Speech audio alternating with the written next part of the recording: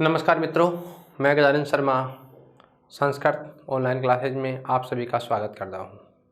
मित्रों ध्यान दें, इससे पहले जब हमारी क्लास हो रही थी उससे पहले हमने चर्चा करी, जिस संधि की हमने चर्चा करी उस संधियों के बाद में से हम अंतिम संधि पढ़ रहे थे छत्व संधि, ठीक है। और उसमें हमने पढ़ा 1 2 3 4 वर्ण के आगे स के होने पर और उसके आगे अम के होने पर और अट के होने पर स के स्थान पर हम कौन सा कार्य करते हैं, स के स्थान पर छह करते हैं।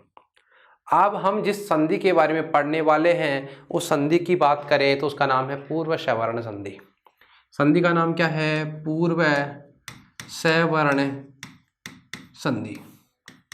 देखिए, अब हम आपको एक बात कहना चाहें, इससे पहले हमने एक संधि पढ़ी थी पर सवर्ण, और पर का मतलब होता है पर का मतलब होता है बाद में और पूर्व का मतलब होता है पहले। पूर्व का मतलब क्या होता है? पहले, और पर का मतलब क्या होता है? बाद में। हमने उस समय भी चर्चा करी थी। अब हम जिस संधि को पढ़ने वाले हैं तो अब हमें कौन सा वर्ण देखना पड़ेगा? पूर्व समान वर्ण, यानी पूर्व वाला जो वर्ण होगा उसके सवर्ण यानी समान वर्ण जो होगा उसको हम लेंगे, ठीक है। इसकी सूत्र की बात करें तो सूत्र का नाम क्या है? जयो हो अन्यतरश्याम, जयो हो अन्यतरश्याम। देखिए, सूत्र की बात करें तो इसके लिए एक सूत्र लिखा गया है, और उस सूत्र की बात करें तो सूत्र का नाम क्या है? जयो हो अन्यतरश्याम, जयो हो अन्यतरश्याम। ये कहता है जय, जय का मतलब आप समझ ही गए होंगे। जय का मतलब होता है वर्ग के 1 2 3 4, वर्ग के 1 2 3 4 के आगे क्या हो? है हो, क्या हो? है। बस सामान्य याद रखना है, वर्ग के 1 2 3 4 के आगे क्या हो? है हो। तो है को पूर्व सवर्ण, पूर्व का मतलब पहला, इससे मतलब होता है पूर्व, यानी पूर्व सवर्ण हो जाएगा। तो यानी इसको क्या हो जाएगा? पूर्व सवर्ण। है के स्थान पे क्या हो जाएगा? पूर्व सवर्ण हो जाएगा। तो यहाँ देखिए, पूर्व सवर्ण का मतलब क्या है? तो यहाँ पूर्व सवर्ण का मतलब यह है कि जो पूर्व वाला वर्ण होगा, पूर्व वर्ण के वर्ग का, पूर्व वर्ण के वर्ग का चौथा वर्ण हो जाता है, चौथा वर्ण हो जाता है, ठीक है। यानी है के स्थान पर क्या करेंगे? हम पूर्व वर्ण करेंगे, और पूर्व वर्ण में क्या करेंगे? उसी वर्ण के वर्ग का चौथा वर्ण होगा। तो सूत्रार्थ क्या हुआ?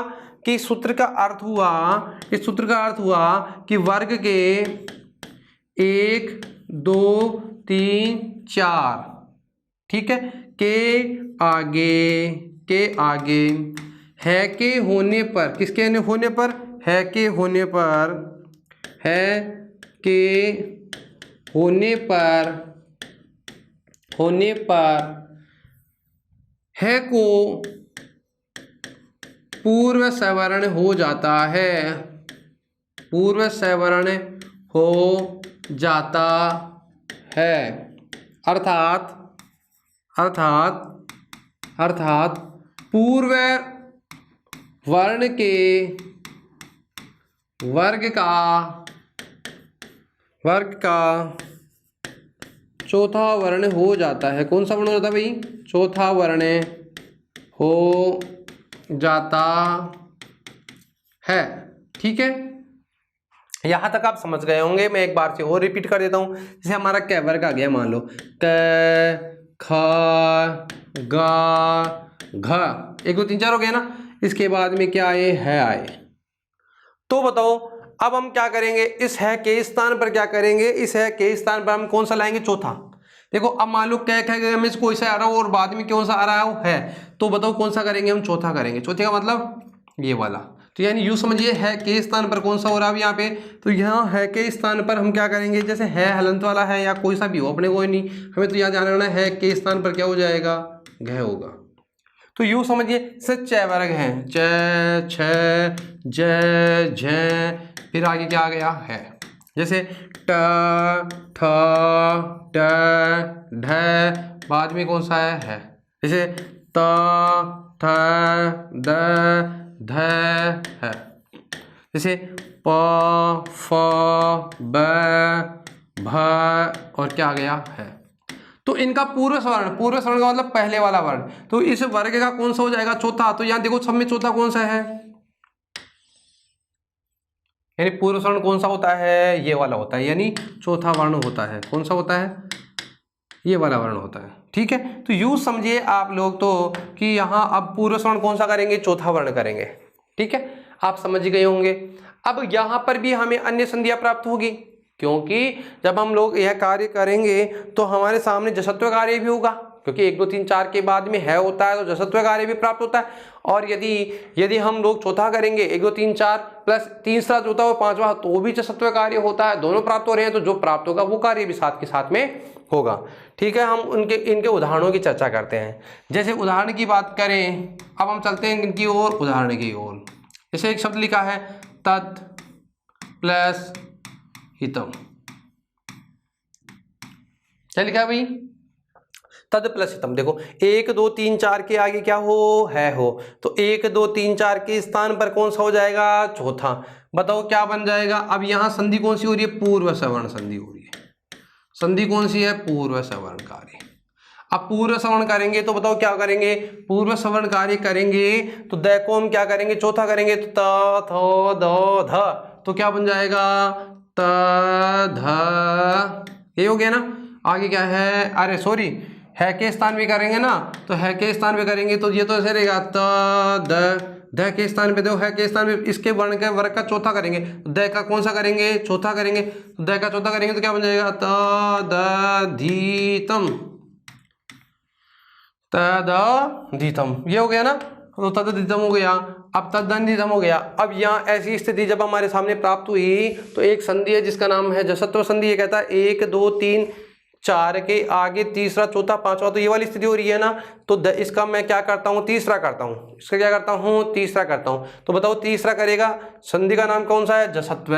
जसत्व भी कार्य करेंगे और सिद्ध कार्य भी करेंगे, यानी जसत्व और जसत्व के साथ में कौन सा कार्य हो गया, सिद्ध कार्य। कौन सा, सिद्ध कार्य, यानी सिद्ध रूप,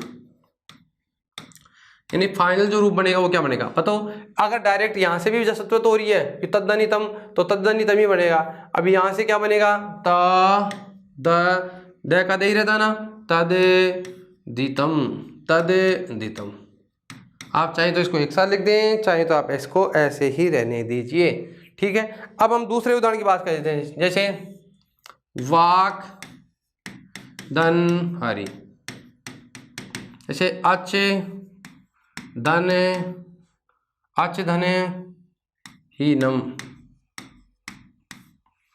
ठीक है, जैसे बात करें जैसे अन्य उदाहरण की जैसे चर्चा करें, जैसे अप धन हवि, अप धन हवि। जैसे उद धन हार। ठीक है, जैसे सट प्लस हया। बहुत से उदाहरणों की कोई कमी नहीं है। तो आप लोग तो यहाँ ये समझिए कि जो भी उदाहरण हो या कुछ भी हो, हमें इतना ध्यान रखना है, जैसे यादृक प्लस हवि। हमें इतना ध्यान रखना है कि हमें है का क्या करना है, पूर्व वाले वर्ण के वर्ग का कौन सा करना है, चौथा करना है। जैसे शब्द क्या है, देखो इस शब्द को देखो पहले, शब्द क्या है, वाक धन हरि। बहुत इंपॉर्टेंट शब्द है। बताओ वाक कै का क्या हो जाएगा, कई रहेगा ना, तो क्या रह जाएगा, वाक। आगे देखो है ना, कै वर्ग का कौन सा करेंगे, चौथा करेंगे, तो क ख ग घ, तो बताओ क्या बन जाएगा, घरी। ठीक है, अब यहाँ जसत्व कार्य करेंगे, 1 2 3 4 के आगे कौन सा हो, चौथा हो, तो कै का चौथा कौन सा होता है, ग, तो क्या बन जाएगा, वाग। और शब्द क्या बन जाएगा, वाघरी। क्या बन गया, वाघरी। अगर हम कहें कि इसको डायरेक्ट बनाओ, तो डायरेक्ट बनाते तो क्या बनेगा, वाघरी। इसको केवल जसत्व तो हमने समझ ही ली थी पहले, तो यहाँ जसत्व कार्य करेंगे तो क्या बन जाएगा, वाघरी। सीधा सीधा हो रहा है। और यदि ऐसे करेंगे तो क्या बन जाएगा, वाघरी। देखो शब्द क्या है, अच, तो अच का तो क्या रहेगा, अच। आगे क्या है, ही, तो च, इससे पूर्व वर्ण कौन सा है, च वर्ण। च वर्ण का चौथा कौन सा होता है, च छ ज झ, तो बताओ क्या बनेगा, झीनम, अच धने झीनम। मिला करके लिखेंगे, क्या बन जाएगा। अब जो हो च है पहला है और बाद में चौथा है, तो पहले का कौन सा कर दो, तीसरा जस्ट पे यही होता है ना, तो क्या बन जाएगा अजझीनम, अजझीनम। अगर इसको डायरेक्ट जसत्व करते तो क्या बनता, अजहीनम। देखो शब्द क्या है, अपदन हवी, बताओ क्या बन जाएगा, प वर्ग का कौन सा लाना, चौथा लाना है के स्थान पे, तो प फ ब भ, तो क्या बनेगा अप भवी। ठीक है, शब्द को लिखता हूं मैं, प के स्थान पे कौन सा हो जाएगा, ब, क्या बन जाएगा भवी, अब भवी। ठीक है, आगे देखिए, उद्दने हार, शब्द क्या लिखा है, उद्दने हार। बताओ द है तो उद का तो क्या रहेगा, उदी रहेगा। आगे है ना, तो द वर्ग का कौन सा है, चौथा लाना है, तो बताओ द ध, तो शब्द क्या बन गया, उद प्लस धार है, उद्धार है। ठीक है, इसको ऐसे लिखते हैं, तो इसका तीसरा कौन, द का तीसरा द ही होता है ना, तो उद्धार है, क्या बन गया, उद्धार है।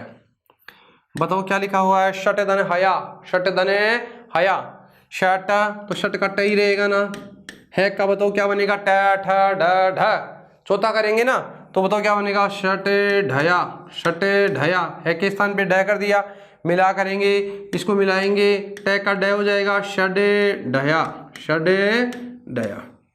ठीक है, षड ढया।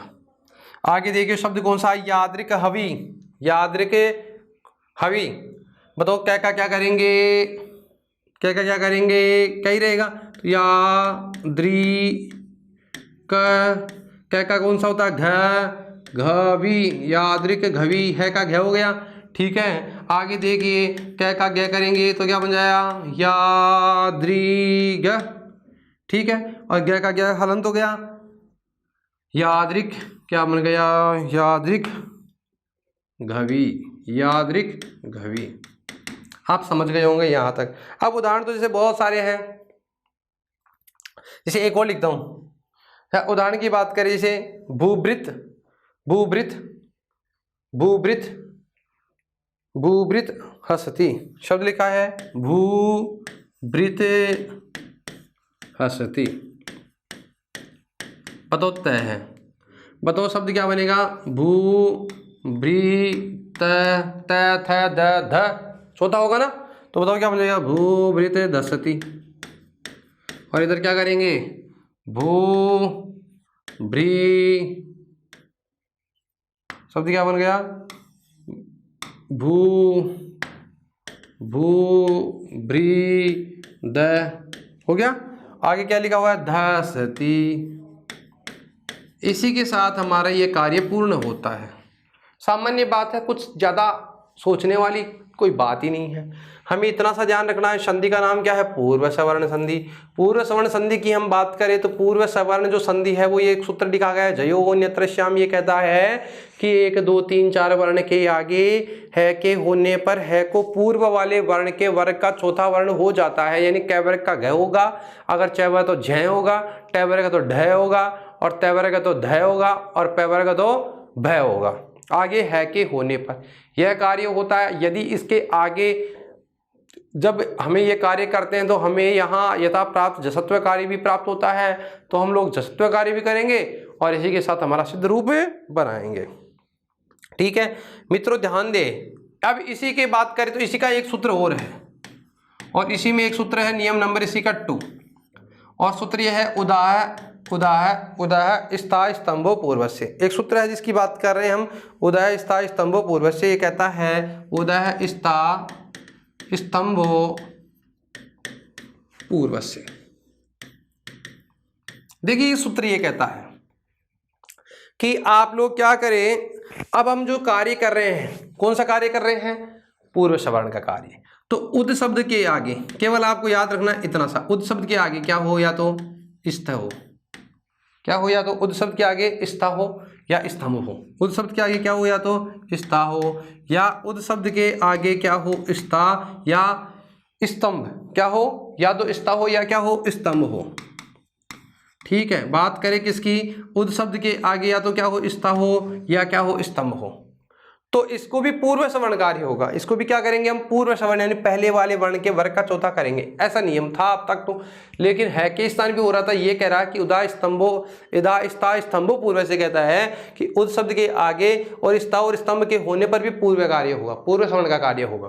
तो पूर्व सवर्ण, अब बताओ स का पूर्व सवर्ण क्या करें, तो स का पूर्व सवर्ण क्या करें, तो इसके लिए हमें एक सूत्र प्राप्त हुआ और उसकी हम बात करेंगे अभी चर्चा। लेकिन उसमें यह कहा कि इस स के स्थान पर, यहाँ पर हम क्या करना है, स के स्थान पर क्या कर दो, थ कर दो, और इस स के स्थान पर भी क्या कर दो, थ कर दो।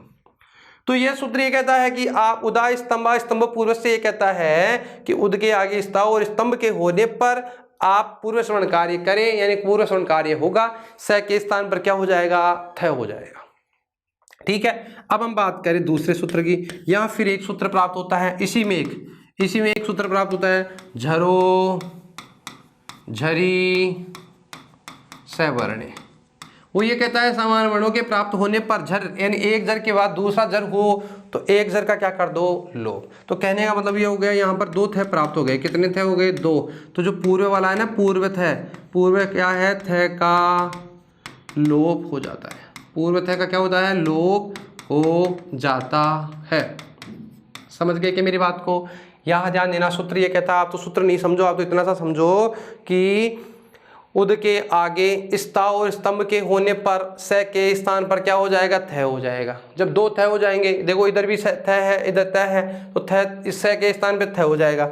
जब क्या करेंगे, त या थ के होने पर, देखो एक थ हो और उसके बाद में त या थ हो, थ या थ हो, तो पूरे वाले थ का क्या हो जाता है, लोप हो जाता है। अब यथा प्राप्त हम चर्तवादी जो भी कार्य प्राप्त होंगे वो भी कार्य होंगे, और हमारी अन्य डायरेक्ट सिद्धि भी हो ही रही है, उसकी हम चर्चा करेंगे। तो इस सूत्र का अर्थ क्या लिख सकते हैं, एक बार लिखना चाहें तो उद के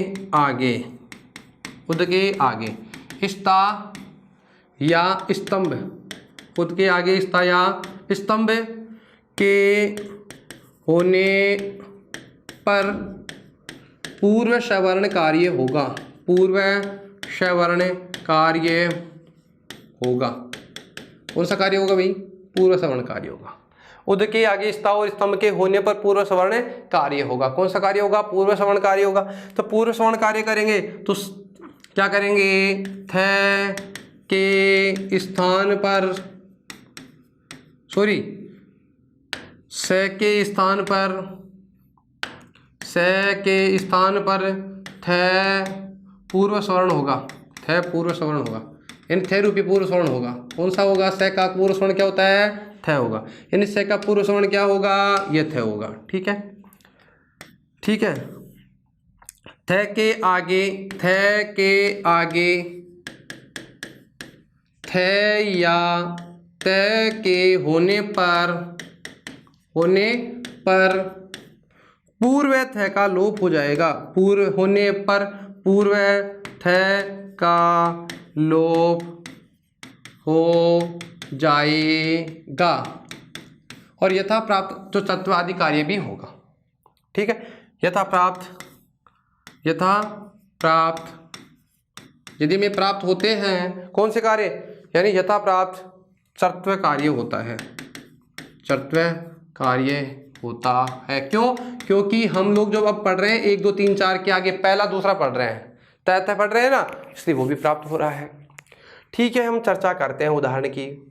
देखिए उदाहरण की बात करें तो इसके उदाहरण की बात करें तो यहाँ तो फिक्स चीज हो गई ना, यहाँ क्या आएगा, या तो उद, यहाँ क्या आएगा, उद आएगा, यहाँ क्या आएगा, स्था, तो उद्दन स्थाय, उद्दन स्थित है, इसी होनी चाहिए ना। शब्दों की बात करें या तो या क्या आएगा, स्थाय या स्थित है, या उद शब्द लिखा हुआ है फिक्स उद आएगा, या स्थाय स्थानम उद्दन स्थानम, उद्दन क्या है, स्थानम।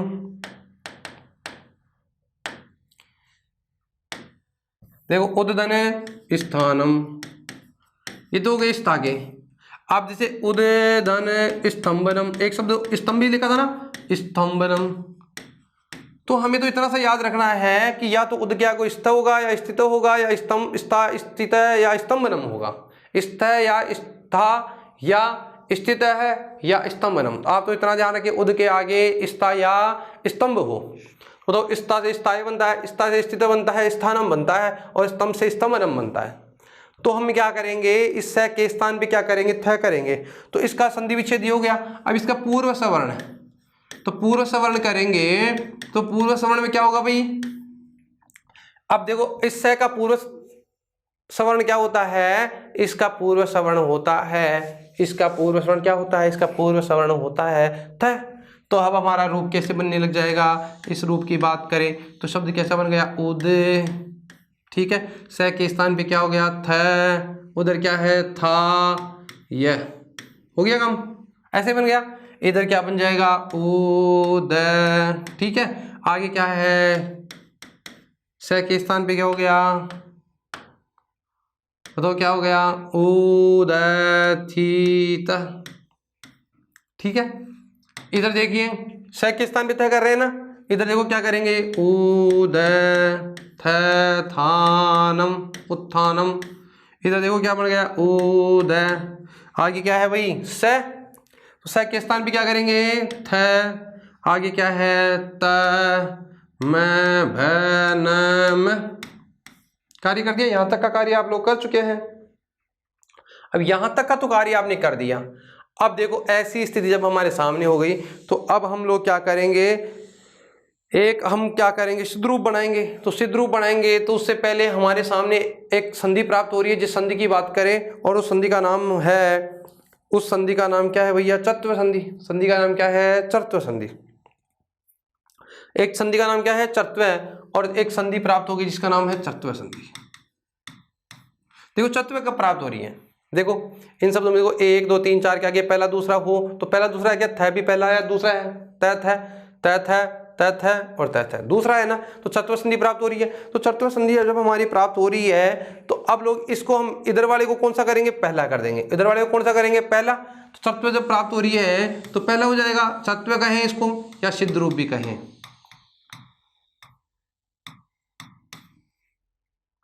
अगर आप लोग यहां सोचिए कि यदि हम लोग डायरेक्ट चत्व करते हैं, तो चत्व डायरेक्ट करेंगे तो अलग रूप बनेगा। तो बताओ इधर क्या बन जाएगा, ऊत, इधर भी क्या बन जाएगा, ऊत, इधर भी क्या बन जाएगा, ऊत, इधर भी क्या बन जाएगा, ऊत। इसको मिला देते हैं। बताओ बाद में क्या लिखा हुआ है, था, यह, इधर क्या लिखा हुआ है, थीता, इधर क्या बनेगा, थानम।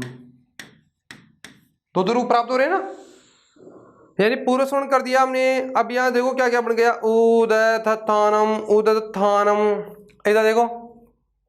लेकिन दो थ जब प्राप्त हो रहे हैं, अब हम क्या करेंगे, इसका पूर्व सवर्ण का मतलब पूर्व सवर्ण का बाद में कार्य करेंगे लोप, यानी क्या करेंगे, अब देखो यहां स्वत्व कार्य कर रहे हैं। अब देखो इधर क्या बन गया, ऊत, थ, त, म, भ, नम। यहां हम लोग सिद्ध कार्य नहीं कर रहे हैं, मान लो चत्व कार्य करें, सिद्ध रूप तो ये बनता है। लेकिन हमने एक झरोझरी सवर्ण सूत्र से भी लिखा था कि 2 थ के प्राप्त होने पर एक थ का हम क्या कर देते हैं, लोप करते हैं। तो यानी यूं समझिए, थ लोप, तो इसको हम कह सकते हैं थ का क्या होगा, अब लोप होगा। एक बार इसको यहां से हटा देते हैं और लोप कर दें, थ लोप, क्या हो जाएगा, थ का लोप, थ लोप, यानी लोप, लोप कार्य। अब क्या करेंगे, लोप कर रहे हैं ना, तो आप तो समझिए लोप कार्य व सिद्ध रूप कर देते हैं यहीं से, लोप कार्य। अब लोप कार्य करेंगे तो किसका लोप करेंगे, एक थ का करेंगे। तो देखो शब्द क्या बन गया, ऊ, त, देखो थ है ना बाद में, था, यह, उत्थाय, और यही हमारा क्या बन गया, सिद्ध रूप, लोप कार्य या सिद्ध रूप भी बन गया। देखो इधर क्या बनेगा, ऊ, त, देखो त है ना, एक थ को हटा दिया, उत्थित। आगे देखिए शब्द क्या बनेगा, ऊ, त, देखो उत, थानम, उत्थानम। यदि आप देखिए इधर क्या बनेगा, ऊ, देखो त है ना, एक थ है, 2 त है, अब थ को हटाएंगे तो त कितने हो जाएंगे, 2। तो बताओ त, फिर उसके बाद में त, 2 त हो गए ना, उत्त, क्या बन गया, भनम, उत्तम भनम। इसी के साथ हमारी संधि का जो कार्य है वह पूरा होता है इन लोप के बाद सिद्ध रूप। यहाँ पे भी सिद्ध रूप हो रहा है, पूर्व स्वर्ण के बाद में देखो, पूर्व स्वर्ण के बाद में भी सिद्ध रूप प्राप्त हो रहा है, यानी चत्व कह करके हम लोप नहीं होने पर जो कार्य कर रहे हैं सिद्ध रूप यहाँ पे प्राप्त हो रहा है, लोप होने के बाद जो प्राप्त हो रहा है वो यहाँ हो रहा है। तो यूं समझिए यहाँ जो संधि है उसकी बात करें तो पूर्व संधि सूत्र था, उद्गम के आगे स्था और स्था के होने के आगे हम स के स्थान पर पूर्व स्वर्ण कार्य क्या करेंगे, थ करेंगे। तो उद्धन स्थाय से क्या बनेगा, उदत्थाय, और इसका तत्व कार्य क्या बन जाएगा, उत्थाय, और रूप क्या बन जाएगा, उत्थाय। उद्दन स्थित से क्या बनता है, उद्दन स्थित है, उत्थित है, और क्या बनेगा, उत्थित है। यदि बात करें उद्दन स्थानम से क्या बनता है, उद्दन स्थानम, और इसका तत्व करेंगे उत्थानम, और जब हम इसको सिद्ध रूप बनाएंगे, लोप करेंगे तो क्या बन जाएगा, उत्थानम। शब्द की बात करें तो उद्दन स्तंभनम, उद्दन थम्बनम, उत्थम्बनम, और शब्द क्या बनेगा, उत्तम्बनम। इसी के साथ हमारी जो संधि थी, जिस संधि की हम बात कर रहे थे, उस संधि का नाम था पूर्व सवर्ण संधि, पूर्ण होती है। और हम आगे एक संधि है जिसकी हम चर्चा करते हैं, उसकी ओर हम बढ़ते हैं, जिस संधि का नाम है लत्व संधि। संधि का नाम क्या है भैया, लत्व संधि। और इस संधि के लिए एक सूत्र लिखा गया है। इस सूत्र की हम चर्चा करें तो सूत्र का नाम क्या है, सूत्र का नाम है तोरली। सूत्र का नाम क्या है भैया, सूत्र का नाम है तोरली। सूत्र देखिए कौन सा है, सूत्र है तोरली। सूत्र का नाम क्या है भैया, तोरली। देखिए बहुत सरल सूत्र है जिसकी हम चर्चा कर रहे हैं, जिस सूत्र की हम बात कर रहे हैं वो कहता है तोरली। क्या कहता है, तोरली। देखो सूत्र बहुत इजी है, आपको बहुत सरल तरीके से याद हो सकता है। सूत्र का नाम क्या है, तोरली। देखिए तय, तय का मतलब होता है तय वर्ग, और तय वर्ग के आगे क्या हो, लय हो। इतना सा याद रखना है। संधि का नाम है लत्व संधि। अब देखो लत्व परसवर्ण कार्य होता है यहाँ पर, अब पूर्व नहीं होगा, यहाँ कौन सा कार्य हो रहा है, पर यानी होता है बाद वाला। तो लत्व संधि या लत्व परसवर्ण संधि, इसको मैं कह दूं एक दूसरा नाम परसवर्ण संधि। परसवर्ण क्यों हुई, क्योंकि अब हम जो कार्य कर रहे हैं बाद वाला करेंगे। पूर्व में पहले वाला कर रहे थे ना, पर में अब क्या करेंगे, बाद वाला करेंगे। देखिए संधि का नाम क्या है, लत्व। और इस लत्व संधि की बात करें तो सूत्र कौन सा है, तोरली। और तोरली की बात करें तो सूत्र ये कहता है तयवर्ग के आगे क्या हो, लय हो। तो ये जो तयवर्ग है ना, ये तयवर्ग भी किस में बदल जाएगा, बाद वाले में बन जाएगा। तो यूं समझिए त थ द ध और न, ये वह 5 वर्ण हो गए। और इनके बाद में क्या आएगा, ल आएगा। क्या आएगा, ल आएगा। तो ये तय थ द न है ना, ये भी क्या हो जाएंगे, लय में परिवर्तित हो जाएंगे। लय में क्या हो जाएंगे, पर यानी बाद वाले वर्ण के अनुसार बदल जाएंगे। यानी इनका क्या हो जाएगा, पर सवर्ण हो जाएगा। पर का मतलब होता है बाद वाला, तो बाद का मतलब आप समझ गए क्या, 5 वर्णों के बाद में हो जाएगा। लेकिन यदि न है, ये वाला न, अब न का मतलब न किस में बदलेगा, अनुनासिक लय में बदलेगा, यानी इसमें बदलेगा। न का जो परसवर्ण होगा वो क्या होगा, अनुनासिक लय होगा। क्या होगा, अनुनासिक लय होगा। तो यूं समझिए आप लोग थोड़ा सा कि तयवर्ग के आगे, तो सूत्रार्थ का क्या हुआ, तयवर्ग के आगे लय के होने पर तयवर्ग के स्थान पर लय परसवर्ण हो जाता है। लय क्या हो जाता है, परसवर्ण हो जाता है। पर यानी होता है बाद वाला। अतः इस संधि को हम क्या कहते हैं, लत्व भी कहते हैं, और इसको परसवर्ण संधि भी कहते हैं। ठीक है। लेकिन यदि पर न को परसवर्ण कार्य लय का भी अनुनासिक, यानी न का हम परसवर्ण करेंगे तो न भी क्या हो जाएगा, लय। परसवर्ण का मतलब इसका न का करेंगे तो क्या हो जाएगा, लय। यानी जब न का परसवर्ण कार्य करेगा तो ये न क्या हो जाएगा, अनुनासिक न हो जाएगा। क्या हो जाएगा, अनुनासिक लय। तो यूं समझिए आप, तो जैसे त के स्थान पे भी क्या हो जाएगा, लय हो जाएगा। थ के स्थान पे भी क्या हो जाएगा, लय हो जाएगा। द के स्थान पे भी क्या हो जाएगा, लय हो जाएगा। ध के स्थान पे भी क्या हो जाएगा, लय हो जाएगा। और न के स्थान पे क्या हो जाएगा, अनुनासिक लय हो जाएगा। ठीक है। लेकिन शर्त क्या है, शर्त यह है कि इनके आगे क्या होने पर, लय के होने पर। तो इस सूत्र का अर्थ ये हुआ, सूत्रार्थ की बात करें तो सूत्रार्थ ये कहता है कि तयवर्ग के आगे, तयवर्ग के आगे लय के होने पर, लय के होने पर तयवर्ग को लय परसवर्ण हो जाएगा। लय परसवर्ण हो जाएगा, लय परसवर्ण हो जाएगा तथा अतः लय का मतलब तैवर क्या के लय के होने पर तैवर को लय प्रसरण हो जाएगा, यानी तय के स्थान पर क्या हो जाएगा, लय हो जाएगा। तैवर के स्थान पे है ना। अतः ने को अनुनासिक लय हो जाएगा। अनुनासिक लय का मतलब समझ गए क्या, ये वाला हो जाएगा। ठीक है, अब हम बात करते हैं, जैसे उदाहरणों की बात करते हैं। किसकी बात करें, उदाहरण की। उदाहरण की बात करें तो आप लोग देखेंगे जैसे पद लेख है, एक शब्द लिखा मैंने, बताओ 1 2 3 4, यानी तैवर्ग का कोई सा भी हो, तैवर्ग है ना, तय धन है, आगे क्या होने पर, लय होने पर, इसको क्या हो जाएगा पर, यानी बाद वाले वर्ण का वर्ग ही हो जाएगा। तो बाद वाला कौन सा, लय, तो बताओ शब्द क्या है, द के स्थान पे क्या हो जाएगा, लय, आगे क्या है, लेख। तो बताओ मिलाकर के लिखेंगे, क्या बनेगा, पलेख, ऐसे बनेगा ना। तो कहने का मतलब होगा कि जो भी हमारे सामने वर्ण आएगा उस वर्ण की बात करें तैवर्ग और आगे क्या होगा, लय होगा, तो यह जो तैवर्ग है वह भी किस में बदल जाएगा, लय में बदल जाएगा। उदाहरण की चर्चा करते हैं, जैसे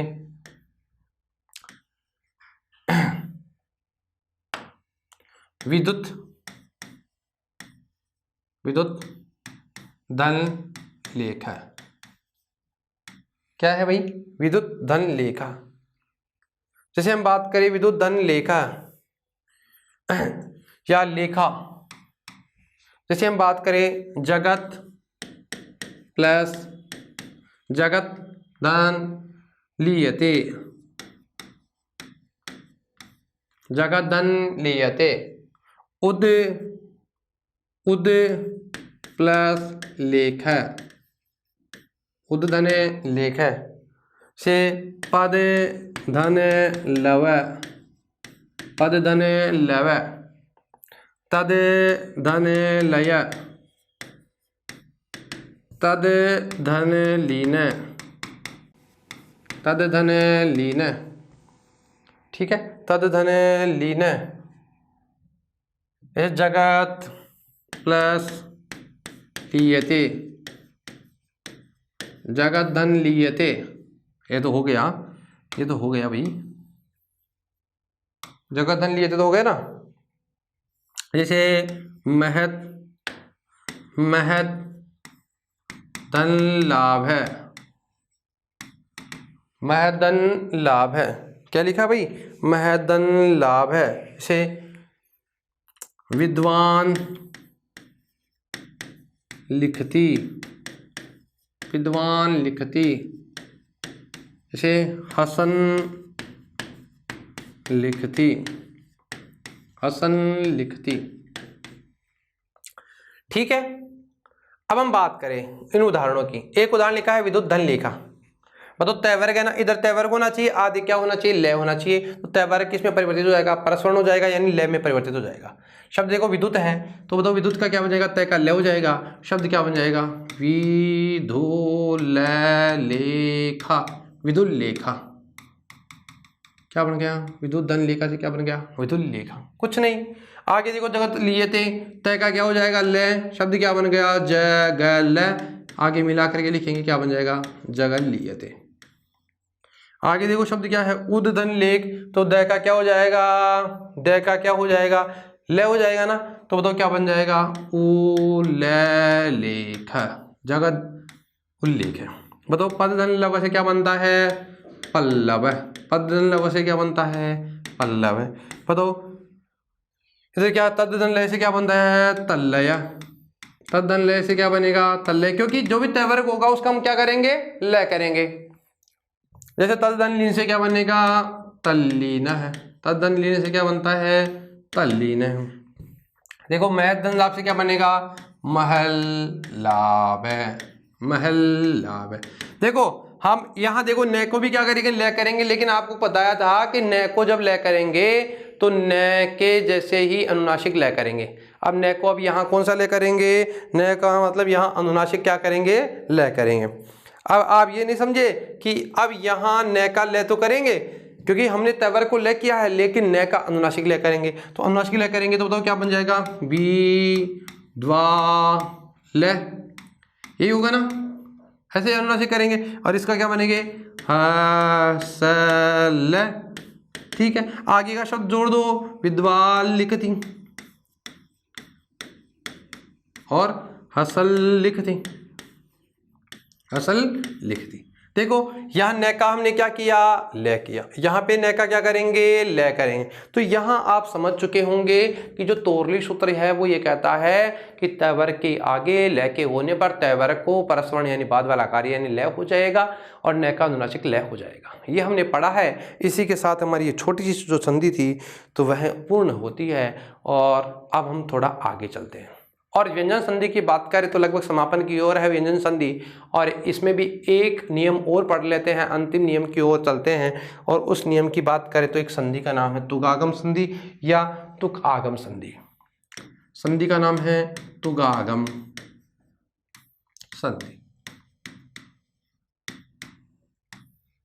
संधि का नाम क्या है भैया, तुगागम संधि। देखिए अब हम जो संधि पढ़ने वाले हैं तो यहां देखो, इससे पहले हमने एक छत्व संधि पढ़ी थी, मतलब पहले हमने एक संधि पढ़ी थी जिसका नाम था छत्व संधि। और उस संधि में हमने छत्व में पढ़ा था कि 1 2 3 4 वर्ण के आगे स के होने पर और स के आगे अम के होने पर स को क्या हो जाता है, क्षय होता है। लेकिन अब हमने क्षय तो कर दिया था, अब कुछ शब्द ऐसे होते हैं हमारे सामने जिनमें ऑलरेडी यानी पहले से हमारे सामने क्षय आता है। क्या था भैया, क्षय आता है। तो वहां हमारे सामने अब क्या होगा, तो उनके बीच में हम किसी का आगम करेंगे और उस आगम को हम कहते हैं तुक आगम, तुक का आगम। और तुक का आगम को हम क्या कहेंगे, तुगागम संधि। क्या कहेंगे भैया, तुगागम। तुगागम का मतलब हो गया तुक का आगम होता है। किसका आगम होता है भैया, तुक का आगम। तो यहाँ एक सूत्र है जिस सूत्र की बात करें और सूत्र का नाम है छेच। सूत्र का नाम क्या है भैया, छेच। छेच ये कहता है छ यानी और छह के आगे छह से पहले हम किसका करेंगे, आगम। तो सूत्र की अर्थ की बात करें, सूत्रार्थ की बात करें तो सूत्रार्थ में आपको यह समझना है यानी ऋस्व स्वर के आगे, ऋस्व स्वर। अब ये ऋस्व स्वर हो और ऋस्व स्वर के आगे क्या हो, छह हो। छह का मतलब आप समझ गए क्या, ऋस्व स्वर के बाद में क्या हो, छह हो। तो इस छह से पहले, छह से पहले और स्वर के बाद में, इसके बाद में इसका आगम होगा, तुक का आगम होगा। किसका आगम होगा भैया, तुक का आगम होगा। यानी ऋस्व स्वर हो, ऋस्व स्वर के आगे छह हो तो छह से पहले किसका आगम होगा, तुक। तो सूत्र ये कहता है छेच। छेच ये कहता है छह से पहले किसका आगम करो, तुक का आगम करो। जब हम तुक का आगम करेंगे तो क्या की हो जाएगी, संज्ञा। ऊ की हो जाएगी संज्ञा और हमारे पास में रह जाएगा तय। क्या बच जाएगा, तय। तो हमारा शब्द अब कैसा रह जाएगा, ऋस्व स्वर तय, सॉरी ऋस्व स्वर। ऋस्व स्वर के बाद में क्या होएगा, ऋस्व स्वर। और ऋस्व स्वर के बाद में आएगा हमारे पास तय और इस तय के बाद में क्या आएगा, छह। ये वाली स्थिति हो गई। और इसी को संधि को हम कहते हैं तुक। तुक का मतलब तुक का आगम होने से होने वाली संधि को क्या कहते हैं, तुक आगम संधि। क्या कहते हैं, तुक आगम संधि। जैसे तुक का आगम करेंगे छह बाद में है तो यथा प्राप्त में शुत्वादि कार्य भी प्राप्त हो जाएगा। तो शुत्वादि कार्य भी प्राप्त होता है। देखिए शब्द में लिखता हूं, जैसे शिव धन छाया। बताइए शिव धन छाया जो शब्द लिखा है, बताओ ऋस्व स्वर है क्या, हाँ जी भैया, शिवा नहीं शिव है। तो अब इस छह से पहले हम किसका आगम करेंगे, तुक का आगम करेंगे। तो शब्द क्या बन जाएगा, शिव तुक छाया। ऐसी स्थिति हो गई, ऐसी स्थिति हो गई। तुक के और ऊ की संज्ञा कर देंगे तो शब्द क्या बन जाएगा, शिव त छाया। ये हो गया ना। अब देखिए हमने जो संधि पढ़ी थी, स्तुत्व संधि जो पढ़ी थी उसमें हमने पढ़ा तैवर के आगे चैवर के होने पर तैवर किस में परिवर्तित हो जाएगा, चैवर्ग में हो जाएगा। तो बताओ क्या बन जाएगा, तय के स्थान पे क्या आ जाएगा, च। तो सीवच छाया, सीवच छाया। आप समझ गए क्या। ये तो हमारी हो गया संधि विच्छेद। ये तुक का, इसको कह सकते हैं हम लोग संधि विच्छेद। इसको मैंने थोड़ा अलग तरीके से समझाया है, थोड़ा आप लोग समझ गए होंगे। ये तो क्या हो गया, संधि विच्छेद। ये क्या हो गया, तुक आगम, तुक का आगम। ये संधि विच्छेद हो गया, ये तुक का आगम हो गया। यहाँ कौन सा कार्य कर दिया हमने, तय, यानी यहाँ तुक का आगम हो गया और इसका रूप बन गया, ये तुक का आगम होने के बाद में ये रूप बनता है। अब बताओ तय के स्थान पे हम कौन सा कार्य कर रहे हैं, स्तुत्व कार्य, और स्तुत्व कार्य करें, और स्तुत्व कार्य या कहें सिद्ध रूप। हमारा सिद्ध रूप क्या बनेगा, शिवधन छाया से क्या बनता है, शिवत छाया। क्या बनता है, शिवत छाया। क्या बनता है, शिवत छाया। ठीक है, अब अन्य उदाहरण की ओर चलते हैं। जैसे हम लोग अब अन्य उदाहरण की बात करें, अनु प्लस छेद, परिधन छेद, शब्द की बात करें विधन छेद, पढ़ते हैं ना, अनुच्छेद, परिच्छेद, विच्छेद है, पढ़ते हैं ना। जैसे स्वधन छंद, पढ़ते हैं ना। जैसे अब जो भी आप लोगों ने पढ़ा है, जैसे स्वधन छाया, आप लोग देखो सबसे पहले तो हम लोग क्या करेंगे, तुक का आगम करेंगे। तो यहाँ कौन सा कार्य हो गया, तुक आगम। तुक आगम करेंगे, तुक का आगम करेंगे, तो बताओ हमारा शब्द कैसा बन गया, अनुच्छेद, अनुच्छेद। ठीक है, अब देखिए इधर क्या बनेगा, परितच्छेद, इधर क्या बनेगा, वितच्छेद, और इसी के साथ यहाँ क्या बनेगा, स्वतच्छंद, और इधर क्या बनेगा, स्वतच्छाया।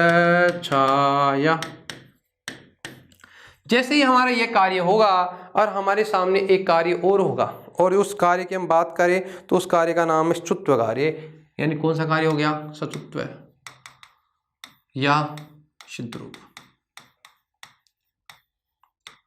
देखिए तय के आगे छह है तो तय का क्या हो जाएगा, छह, तो यहां तो शब्द क्या बन जाएगा हमारा, अनुच्छेद। अनुच्छेद है, यहां क्या बनेगा भाई, परिच्छेद। क्या बन गया, परिच्छेद। यहां क्या बन गया, शिवा, देखो क्या लिखा है, सॉरी, क्या बन गया, विच्छेद, विच्छेद। ठीक है, देखिए शब्द की बात करें तो क्या बन जाएगा, स्वच्छंद, और इधर क्या बनेगा, स्वच्छाया, स्वच्छाया। ठीक है, तो नियम सामान्य नियम था। क्या नियम था भाई सूत्र का, इस सूत्र के नियम की बात करें तो हमने जो पढ़ा है वो ये कह रहा है कि ऋस्व स्वर के आगे क्या हो, छह हो। ऋस्व स्वर के आगे क्या हो भैया, छह हो। क्या है, ऋस्व स्वर के आगे क्या हो, छह हो। तो बताओ क्या करेंगे हम लोग, ऋस्व स्वर के आगे छह होने पर छह से पहले हम तुक का आगम करेंगे। जब तुक का आगम करेंगे तो हमारे पास तय शेष रहेगा, और जैसे ही हम तुक का आगम करेंगे तो उसके बाद में स्तुत्व कार्य होगा, और स्तुत्व कार्य होगा तो हमारा जो सिद्ध रूप है वो हमारे सामने आएगा। अब देखिए एक सूत्र की बात और करूं मैं, यदि हमने ऋस्व किया, अब हम बात करते दीर्घ हो, यानी ऋस्व स्वर के अलावा दीर्घ स्वर हो, और दीर्घ स्वर के बाद में क्या हो, दीर्घ स्वर के बाद में छह हो, तो आप ये तुक का आगम विकल्प से करेंगे। यानी इसी का नियम है, इसी का में एक नियम है, और इसी में एक सूत्र लिखा गया है। और उस नियम की बात करें तो 2 नंबर पे पदांताद्वा,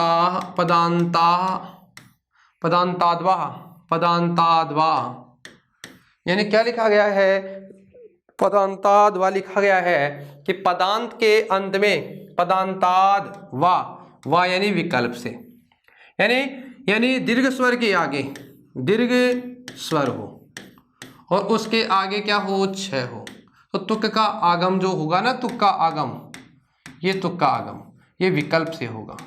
किससे होगा भैया, विकल्प से। विकल्प का मतलब वा यानी विकल्प से होगा।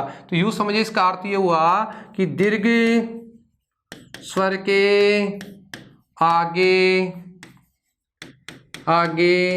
दीर्घ स्वर के आगे तुक का आगम विकल्प से होता है, विकल्प से होता है।